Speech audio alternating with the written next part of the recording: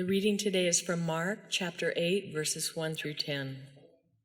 In those days, when there was again a great crowd without anything to eat, he called his disciples and said to them, I have compassion for the crowd, because they have been with me now for 3 days and have nothing to eat.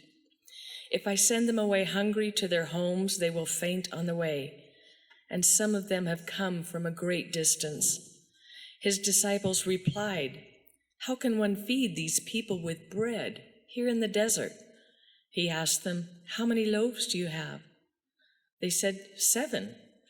Then he ordered the crowd to sit down on the ground, and he took the 7 loaves, and after giving thanks, he broke them and gave them to his disciples to distribute. And they distributed them to the crowd. They had also a few small fish, and after blessing them, he ordered that these too should be distributed. They ate and were filled, and they took up the broken pieces left over, 7 baskets full. Now there were about 4,000 people, and he sent them away. And immediately he got into the boat with his disciples and went to the district of Dalmanutha. This is the word of the Lord for the people of God. Amen. Thank you, Marcia. I didn't wear my microphone. I've been preaching down there, but I'm going to stay right here today, try to control myself. Every other week here, you like that. Good luck. Every other week here, we have a staff meeting. Every other week. We go over the things that are going on. We review what's happened, and we talk about what's going to happen. We usually have a beginning meditation to those staff meetings. Some people like to have inspirational stories told at something like that, and some folks like to have a prayer given by the pastor. And other people, they just like to charge right into the meeting. Sometimes I like to ask a question.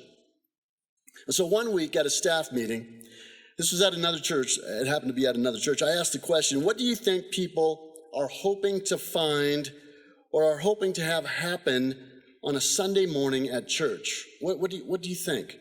And then I had everyone write down one word or one sentence. I used that method because when you just ask the question, then you get all these copycats like saying, I think the same thing as she did, and you don't want that.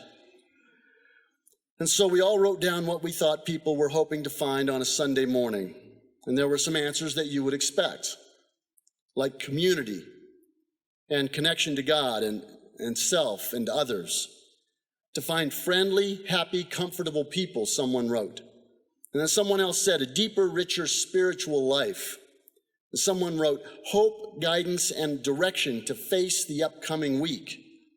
What would you write if you were to write something like that? Think about it. What would you hope to have happen on a Sunday morning? My favorite answer was that people come hoping to meet their friends, to hear their favorite hymn, and to hear their favorite sermon. And I thought, they come every week to hear their favorite sermon? How can that be? How's that even work? And the staff member explained, well, when I leave church, sometimes I hear people saying things like, well, that wasn't my favorite sermon. It's a true story. So people want to hear their favorite hymn and their favorite sermon.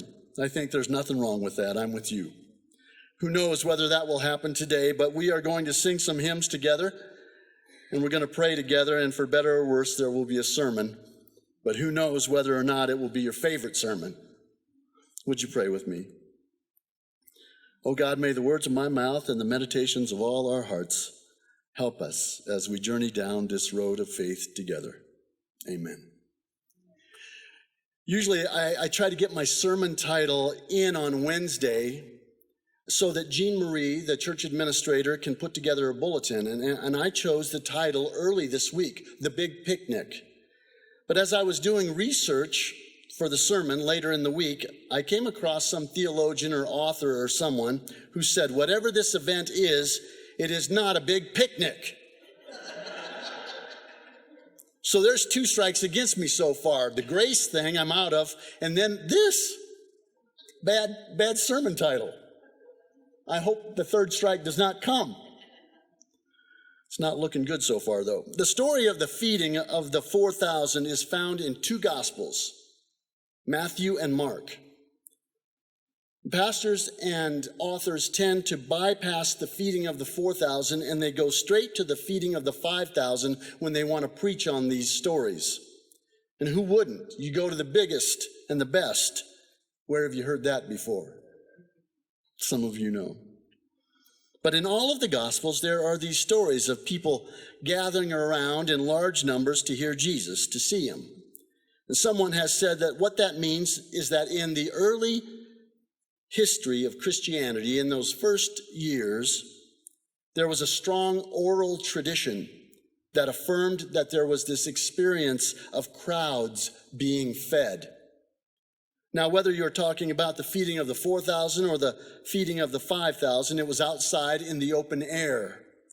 And to me, if there is food and it is outside, then it has the makings of a picnic, a really big picnic, but a picnic nonetheless. And you and I know that there are different kinds of picnics. You've been at them. There are family picnics, neighborhood picnics.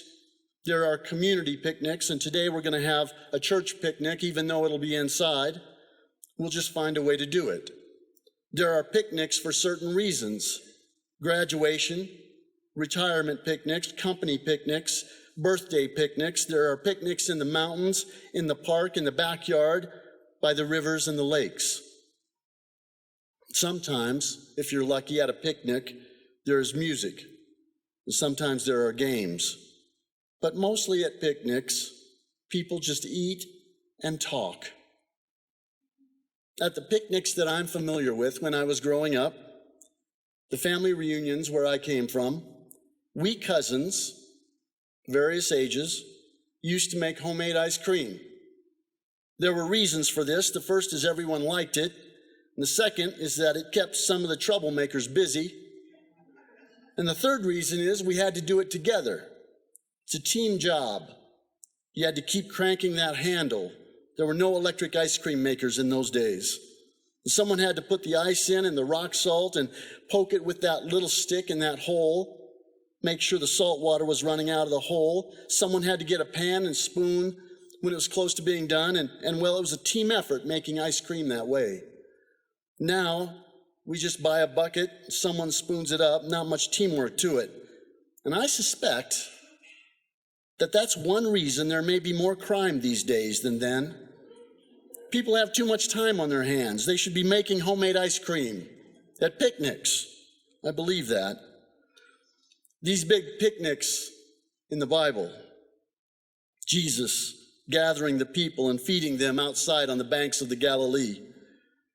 I can imagine that if people were out there sitting on the grass or the sand, whatever it is, I've not been there, some of you have, and it was late afternoon, people were getting hungry. And it says this in this story, that the event happened on the 3rd day of the gathering. The people had been with Jesus for 3 days, it says. Now, have any of you been to like a music festival for 3 days? I just want to see any of you who've done that. Anna, you've done it? Oh, Sarah and John, you've done it 3 days? I once went to Hill City, South Dakota, to I don't know what kind of a music festival it was, but it was raining the whole time, and it was messy, and it was not fun. Now, some of you have probably been to those things, and they've been fun, but I know this. I just watched the documentary on the whole thing about in New York City. Woodstock, yes.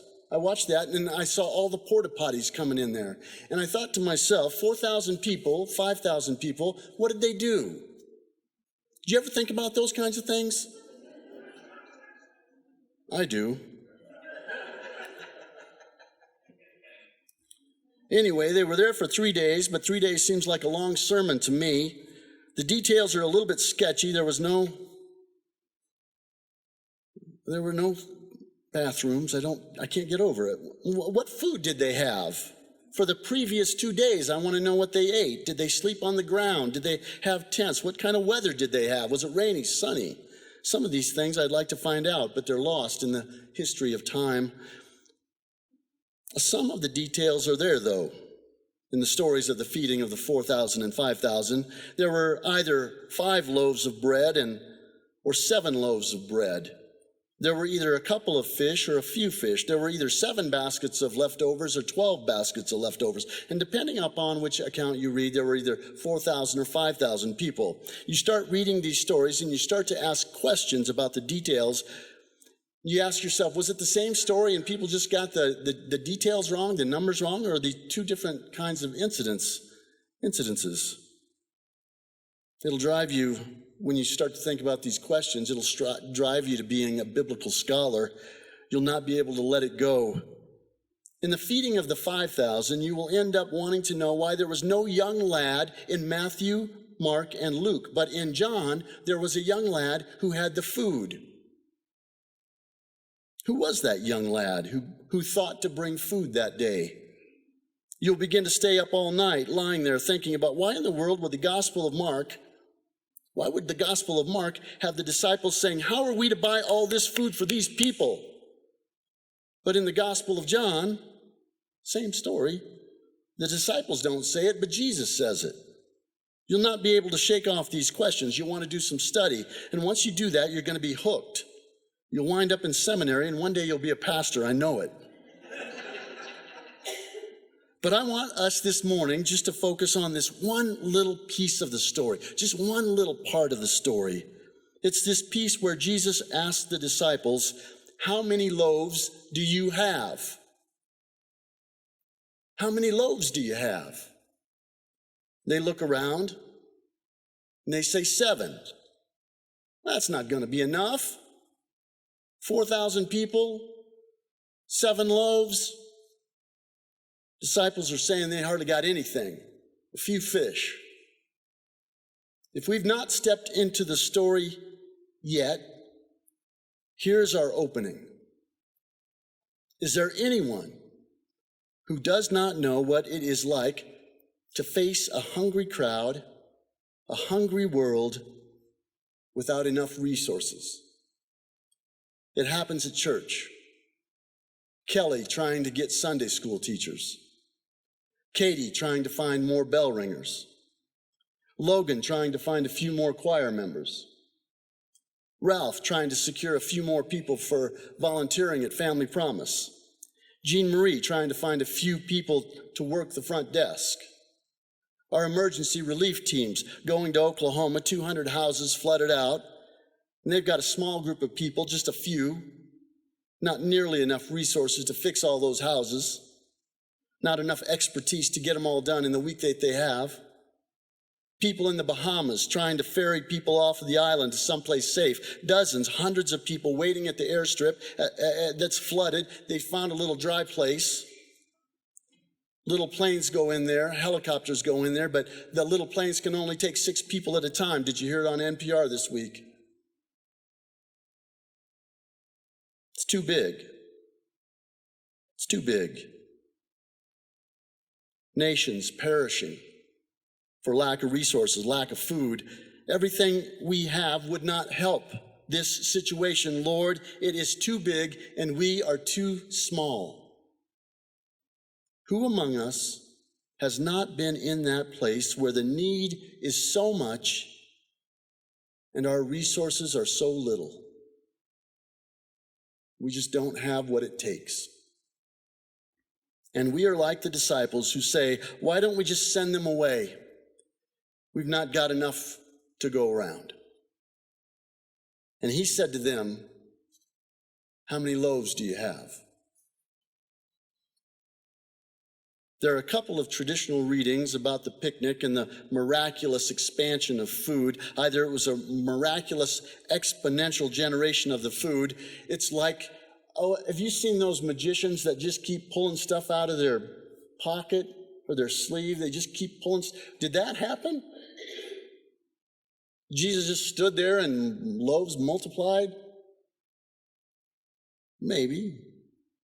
Or was it the fact that people, when they started to see what Jesus was doing, started pulling their own food out of their backpacks they'd saved, started sharing with each other? I don't know. But I know this: we go into the world and into the week thinking we do not have enough to turn the world around. All we've got are 7 barley loaves and a few fish. But here's the thing: we may come out at the end with 7 big baskets of leftovers.